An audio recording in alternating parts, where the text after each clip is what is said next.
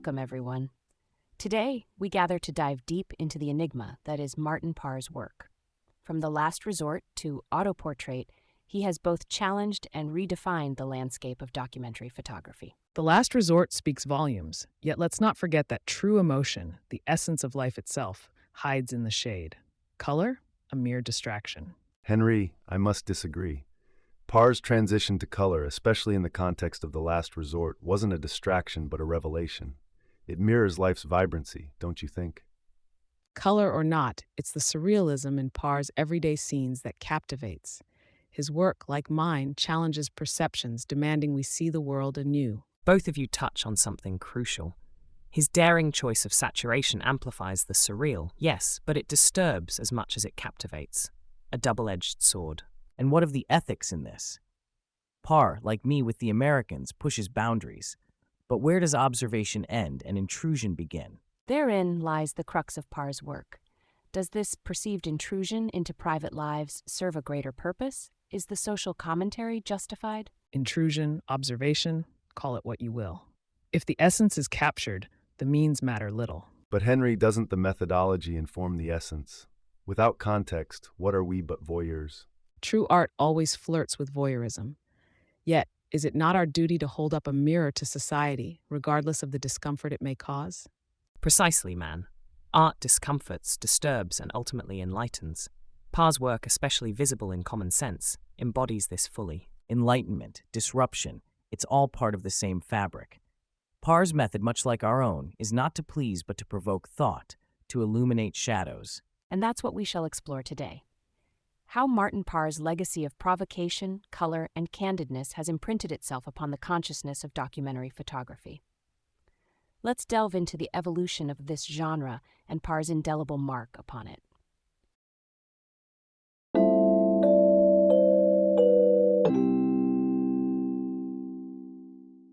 Let's delve right into Martin Parr's contribution to documentary photography, his evolution from the starkness of black and white to the unabashed color. Henri, your thoughts? Parr took documentary photography and turned it on its head. He showed British life not as a series of noble struggles, but as a parade of the banal, the gaudy. In my view, this shift to color, as seen in The Last Resort, while visually arresting, strips the soul from the image. Color is bullshit. It distracts from the essence, the geometry of the moment. I couldn't disagree more, Henri. The transition to color was revolutionary. Black and white have their charm, sure, but life isn't lived in monochrome.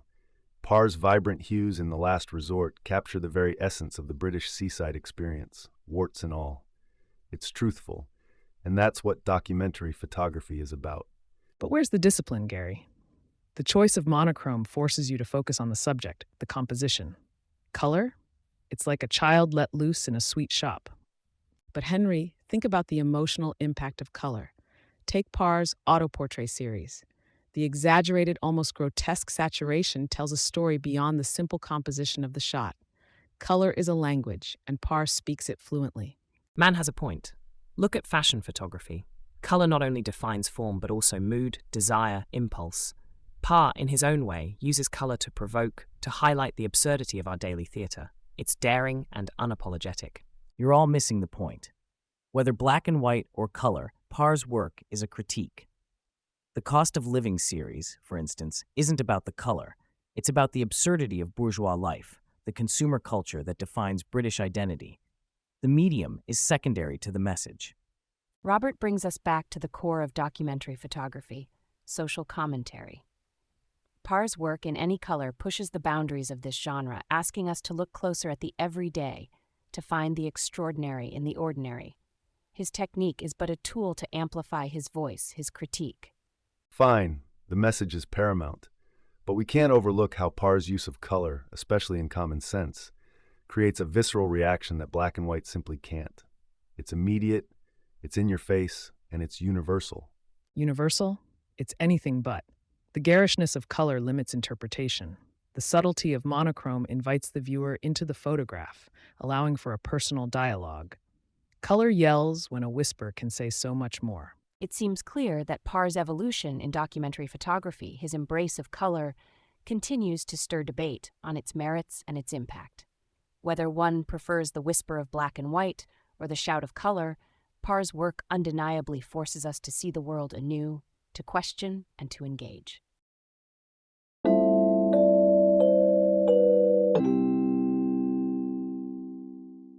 Let's dive straight into the heart of color, specifically Parr's. Man, your work has similarly upended traditional sensibilities. How do you perceive Parr's use of it? Parr, like me, realizes color isn't just a component, it's a character. In The Last Resort, those lurid greens and garish reds aren't just backdrop, they're protagonists. They communicate a vibrancy and mundanity that black and white could never. It's like he uses color to shout where others might whisper. But there's a difference between shouting and screaming. Parr's work, especially in autoportrait, utilizes color saturation to the point of absurdity, making the banal grotesque. In my views, fashion and beauty are about enhancement, allure. Parr, on the other hand, seems determined to expose and amplify flaws. But isn't that the reality? Look at Bad Weather, where the color almost mocks the British predisposition for understatement. It's as if Parr uses his camera to peel back the polite veneer, showing life in its wonderful, vibrant mess.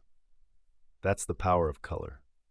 Color distracts from the essence, the soul captured in the decisive moment. My street scenes in Paris are life in its rawest form. No need for the cheap tricks of color. Parr may capture British life, but where is the depth, the immortal moment?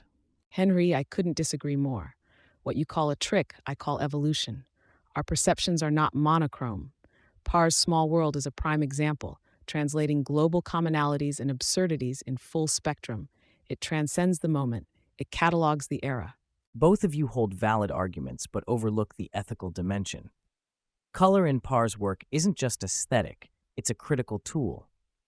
The Cost of Living, for example, uses it to highlight the absurdity and disparity of modern life. It's a commentary, delivered in full chromatic glory, making the viewer uncomfortable, as they should be. Uncomfortable indeed. That seems to be Parr's signature, whether through color, composition, or subject. The challenge he presents to both the art form and to society is palpable. Yet, discomfort is not the goal. The goal is to provoke thought, to encourage a deeper examination. Parr's saturation might be akin to my own provocations in nudity, both shock to invite inspection, not to repulse. It's this very examination that moves documentary photography forward. Parr, through his vivid palettes, draws us in to challenge our perceptions, to ask us to look again. Is that not the very essence of art? To challenge, to provoke, to illuminate. Through color, Parr does indeed compel a second glance. Whether that glance reveals insight or indignation, the conversation continues, enriched by diverse perspectives.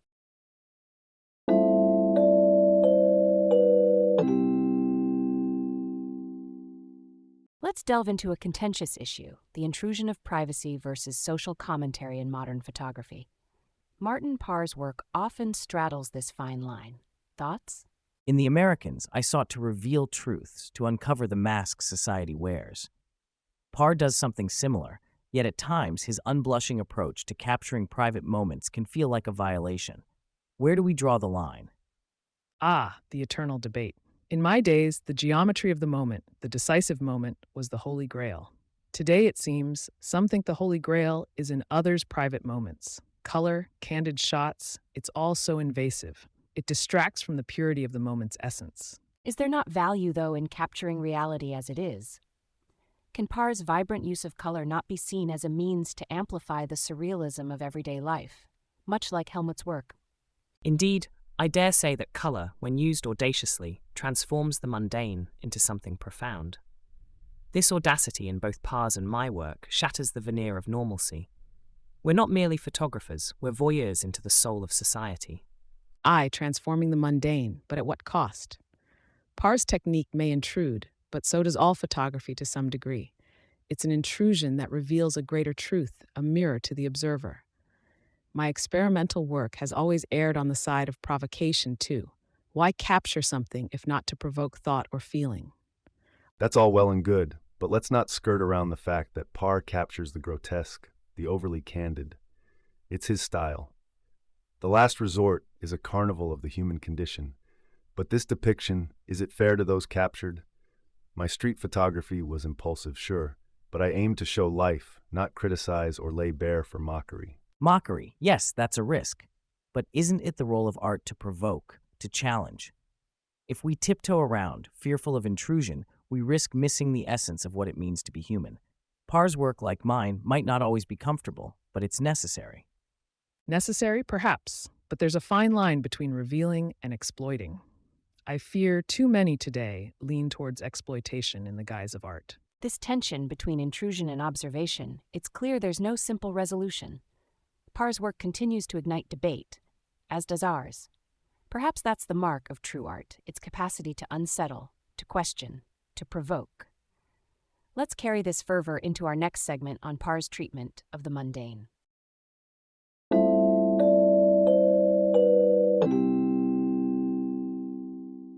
Garry, you've traversed the streets with your camera, capturing life as it unfolds. Parr's boring postcard somehow elevates the mundane to art. Your thoughts? Sure, Diane. You see, the line between mundane and fascinating is thinner than a razor's edge in photography. What Parr managed with boring postcards is what we street photographers dream of, turning the everyday into something extraordinary. It's not the subject that's banal, it's the eye that beholds it. All it takes is a shift in perspective, a bit like how I capture the frenzy of the streets. He captures the quiet, the overlooked. But this fascination with the mundane, it's a distraction. Capturing life, yes, that's the essence of photography. But where's the decisive moment in a postcard of nothing? In my day, we sought the silent poetry in a leap, a glance, not in a postcard. Color distracts from the structure, the form.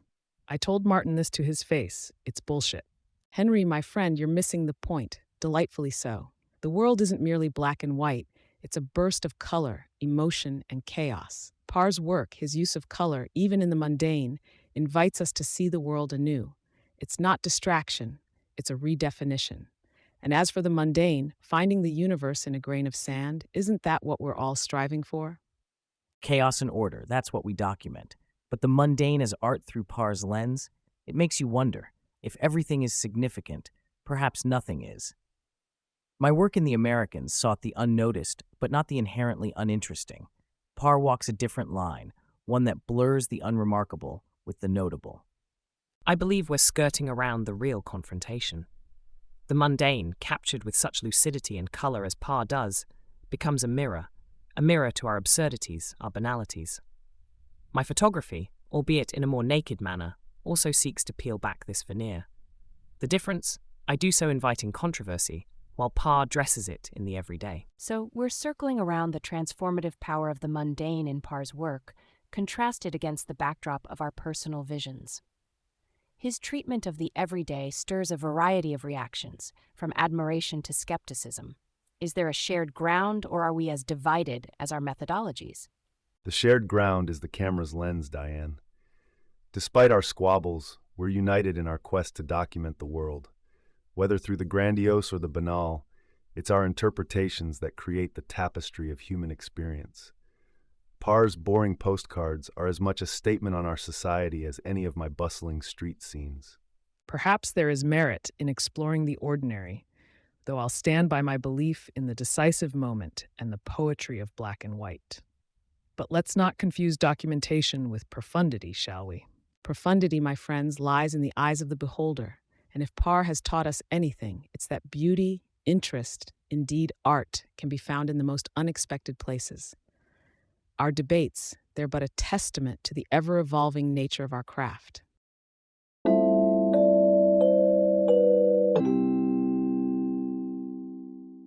Let's delve into the use of humor and irony in photography. Martin Parr's Common Sense is a carnival of the absurd, each photo a jab at our collective materialism. But is this mockery at the expense of the subject, or does it reveal a deeper truth? Humor, irony, in Common Sense, it's an easy laugh at best.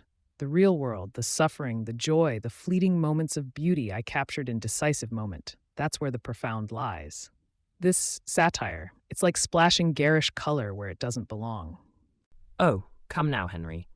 Not every photograph must be a somber reflection on the human condition. Parr's use of color, it's bold, it's brash, it screams the vulgarity of our times. It's exactly why my work in sumo didn't shy from the extravagant or the erotic. Life is not just in black and white, my friend. Irony and humor make the pill of truth easier to swallow. Henri might have a point, though. In my street scenes, every frame, every shadow had its purpose. It was about the raw, unfiltered essence of America, not hiding behind a veneer of irony. Parr's common sense. It feels like it's all just a joke to him. But the world is more complex than just a punchline. Irony is the lens through which the modern world must be viewed. It's not just about making someone laugh. Look at my work. It was about challenging perceptions, about making the familiar strange and the strange familiar. Parr's colors, his compositions, they're an assault on the senses, yes, but they force us to confront the absurdity of our existence. We're talking around the thing itself.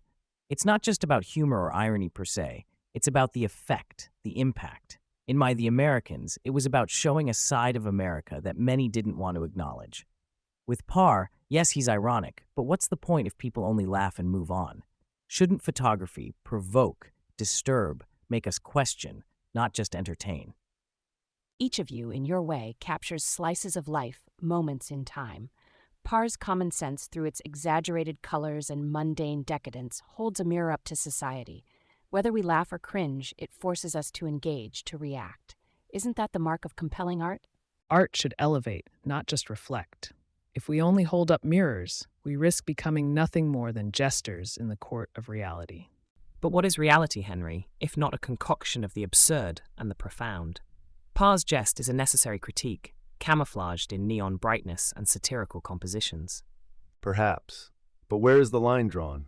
At what point do we stop being documentarians of life and become mere commentators on its spectacle? The very act of choosing what to frame is a commentary, Garry. We're all playing at the spectacle one way or another. The real question is, are we changing anything? Are we challenging anyone, or just amusing them?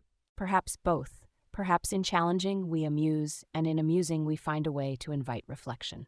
Parr's work, like all of yours, continues to spark debate, draw ire and admiration, and in that discourse, perhaps, we find its true value.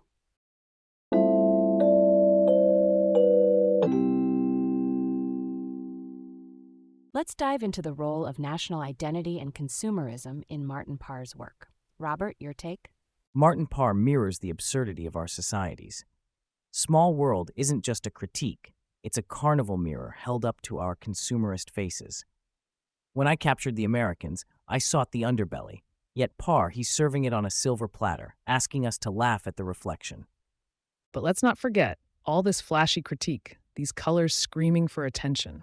In the last resort, the very essence of British leisure is stripped to its core, not elevated by its hues. It's the form, the decisive moment that captures truth, not the saturation of the palette. Henri, always the purist. Yet Parr's bold use of color is precisely what unveils the consumerist charade. In luxury, the garish colors are the narrative. They don't just depict wealth and excess, they expose the vulgarity of it. It's a visual shock therapy. Color, monochrome, it's all semantics. We're discussing impact here. Parr's common sense is more than critique. It's an in-your-face expose of global consumerism. Those saturated colors you despise, Henri, they're the very essence of our consumer-driven absurdity. And let's not forget the humor in all this. Parr's work might be drenched in satire, but it's accessible. He drags the mundane into the limelight and makes us question our daily rituals. You see a family eating chips in The Last Resort, and suddenly it's a statement on British society. However, there's a thin line, isn't there? These photographs, while critical, are they changing perceptions or are merely snapshots of voyeuristic pleasure? We're laughing at, not with. It's this ethical tightrope that makes Parr's work both compelling and contentious. So it seems we're at an impasse. Parr's use of color and humor does more than capture the zeitgeist. It challenges us to reflect on our roles within these cultural caricatures. Whether through the exaggerated hues in The Last Resort or the opulent absurdity of luxury, Parr's lens forces us to confront, not just observe, the world around us. Reflection, yes, but at the expense of turning life into a caricature. There's a dignity in the everyday that seems lost in Parr's carnival of color and consumption. Perhaps that's the point, Henri. In losing this dignity, we're forced to confront the farce capitalism has turned our lives into. Parr's caricatures are not distortions, but reflections of our own distorted values. And in that reflection, there's a mirror to national identity. It's not just British, it's global consumerism on trial. Each photograph, each project from Small World to Autoportrait is a chapter in this critique. Indeed, no one's spared. Diane, as we dissect Parr's vivid tableau, it's clear his work is a kaleidoscope. Each twist exposes another layer of our collective consumerist delusion. A kaleidoscope, yes, but one that Martin Parr masterfully controls, compelling us to question not just the subject, but our perspectives and prejudices. His legacy, controversial as it may be, is an ongoing dialogue about identity, consumerism, and the very fabric of society, a dialogue we vigorously contributed to today.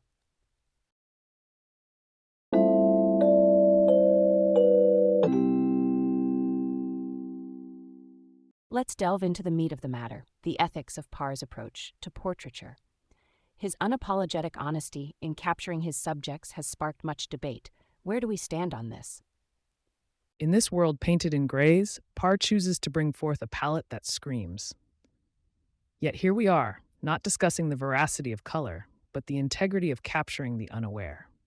Lurking in the shadows to catch a soul's unguarded moment, is this art or thievery?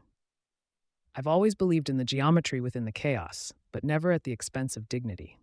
Ah, dignity, a luxury in our trade, Henri? Parr's brazenness in unmasking the veneer society wraps itself in is an art form evolved. Autoportrait is less an intrusion and more a mirror to our masked faces. If art doesn't shake the conscience, what does? Parr's work is a necessary jolt to our comfortably numb sensibilities. Ethics. We're not talking about spying on the masses, we're talking photography. Parr's The Cost of Living reveals the pantomime of middle-class England with such precision. It's almost surgical. If your subject is society, how can you be intrusive when society itself is a public performance? Done with the right intent, it's enlightening, not invasive. Is enlightenment your word for it, Garry? The line between public and private life blurs more with each snap of the shutter. Look at the Americans. I sought not just to capture, but to reveal. There's a raw honesty required in our work. Yes, but empathy must be our guide. Parr's method stirs the pot, indeed. It crosses lines, perhaps, but without crossing these lines, we are merely observers, not documentarians. Ethics in art. A frivolous debate, if you ask me. We were never meant to cower behind the so-called moral boundaries. Take Parr's autoportrait, or even my own work. It's the audacity that counts. Parr's unflinching gaze into the lives of others is precisely what makes his work stand out. It's not for the faint-hearted, sure, but then, what true art is. Strong opinions all around. It appears Parr's methodology, while contentious, sparks a unanimous respect for the conversation it initiates about the privacy, ethics, and purpose of our work. Whether an intrusion or revelation, it's evident Parr's legacy in portraiture will continue to provoke and inspire debate.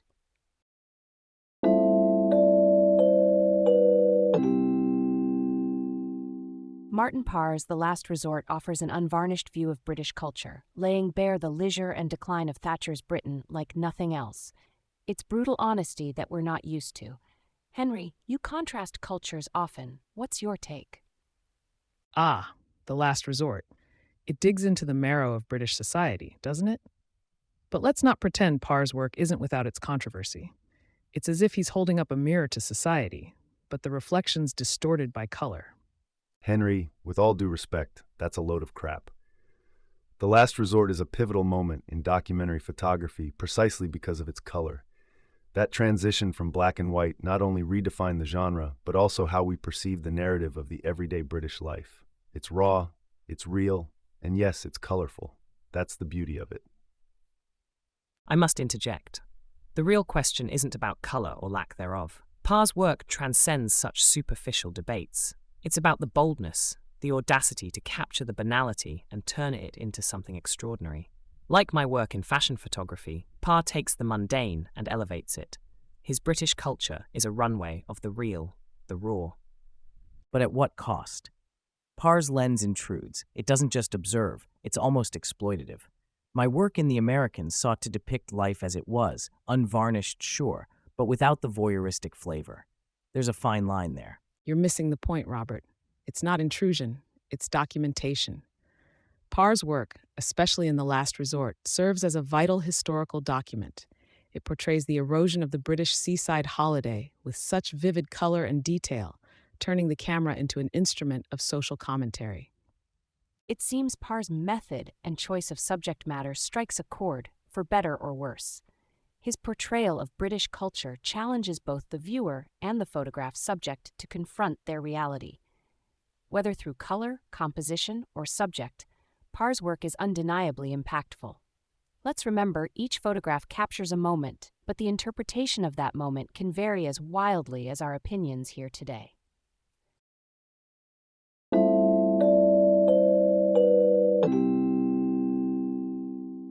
Let's delve into the digital age's impact on photography, drawing from Parr's adaptability shown in autoportrait. How does this shift affect the artistic integrity and vision within our craft? Digital, huh? It's just another medium, but it's democratizing the art. Remember, every new medium was once blasphemous to the purists. Just as I used rayographs to push boundaries, Parr's autoportrait embraces the digital to reflect the zeitgeist. But the soul of photography, that's in the intention, not the tool.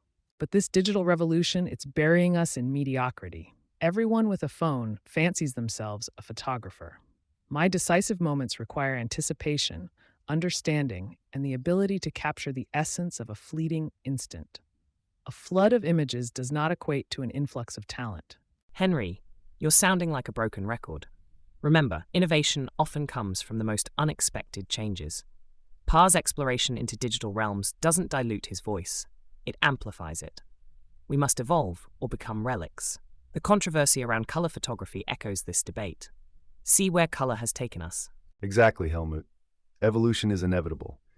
However, we can't deny the digital age has flooded us with a torrent of the mundane. Parr manages to cut through this noise because he understands the essence of storytelling, regardless of the medium. It's not about film versus digital, it's about vision and execution. Beach therapy thrives because of Parr's eye, not because of the camera he uses. I disagree with this relentless optimism. The digital age, for all its merits, risks severing our connection to reality. My work, The Americans, was a journey through the soul of a country. The digital stream feels more like skimming the surface. Parr's adaptation is commendable, but the core of photography must remain an intimate dance with the world, not a passive observation. So it seems the crux of our debate lies in whether digital photography enriches or impoverishes our ability to capture and convey profound truths. Does the medium change the message, or merely the method of delivery? The method, Diane. Throughout history, art evolves with technology. What matters is how we wield these tools to express our visions. Parr's autoportrait is as much a reflection of our society as any street photograph I've taken. The medium evolves, but the mission remains to reveal the unseen. Indeed, adaptation is the hallmark of relevance. Parr's work in the digital sphere doesn't betray his legacy. It cements it, ensuring his voice remains potent in a rapidly changing world. Let us not mistake change for progress. The true essence of our craft should transcend the medium. Yet I fear the digital age may dilute the potency of our messages, burying brilliance under the banal. It's clear that Parr's journey into digital photography, like all evolution in art, stirs both inspiration and irritation. What remains undeniable is the need for a strong, unique vision, irrespective of the medium. It's this vision that cuts through the noise, ensuring that the essence of our message, our art, survives the transition.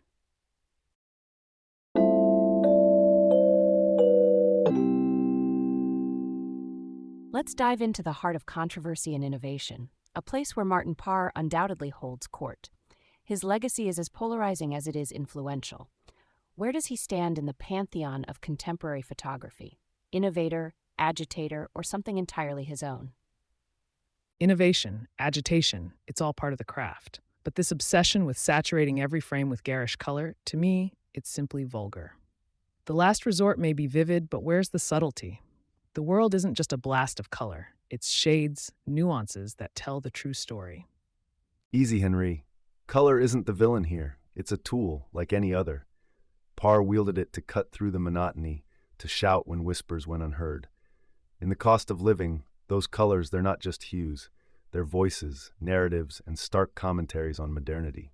And let's not forget, gentleman and lady, the approach Parr took was nothing short of daring. My work in fashion, pushing boundaries, that was vision. Parr, with his so-called intrusive style, his common sense riddled with mundane objects, oversized and overly vibrant, it's a mirror to society's excess, our vanity. It's genius in its own provocative way. Though we must question, does the medium overshadow the message? Parr's small world is a global theater, yet the spectacle of color and form sometimes swallows the critique whole. And yet isn't that the nature of art? To challenge, to provoke, to sometimes engulf? This is true. But there's a thin line between provocation and pandering. Parr's Britain, for instance, through his lens in The Last Resort, can seem a caricature. Yet isn't that what we do? We frame reality as we see fit. Sometimes it's unflattering, but always honest. Parr's no different. His honesty, it seems, is what both condemns and consecrates his work. Parr captures a raw, unvarnished truth, whether in the drearily amusing, boring postcards or the exaggerated everyday of luxury.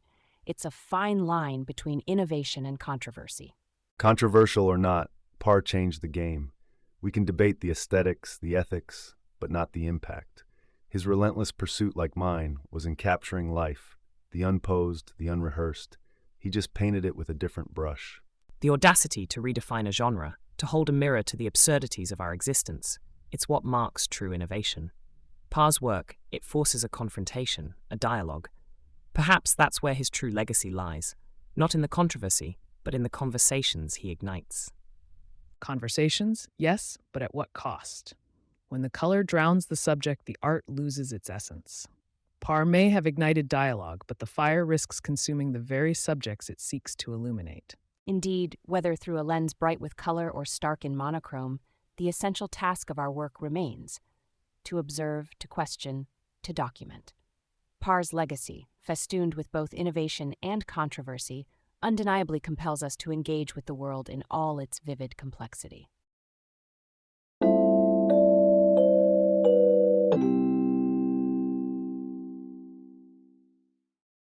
As we near the conclusion, let's not mince words. Martin Parr has thrown a grenade into the garden party of traditional photography. Where do we stand on this? Is he innovator or agitator? Is Parr an innovator? Perhaps, in the way he tramples over subtlety. But consider The Last Resort.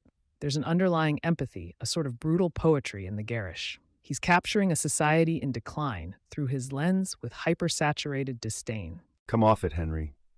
The world isn't just composed in black and white. Parr has this uncanny ability to capture the essence of now, the immediacy of the moment which black and white classics like boring postcards lack. Yes, it's loud, yes, it's in your face, but that's the bloody point. The consumerism, the excess, it's all there, laid bare. You can't ignore it. You gentlemen seem to forget. Photography, like any art, evolves.